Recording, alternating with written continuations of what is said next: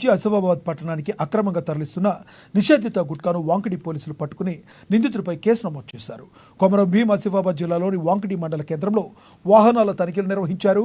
తనిఖీల్లో భాగంగా వాంకిడికి చెందిన షహీద్ మహారాష్ట్ర నుంచి వాంకిడి వైపు ఆటోలో వస్తుండగా పోలీసులు అతని ఆటోను తనిఖీ చేయగా అందులో 30 గుట్కా బ్యాగులు, ఒక్కో బ్యాగులో 40 మజా డబ్బాలు ఉండగా స్వాధీనం చేసుకున్నారు.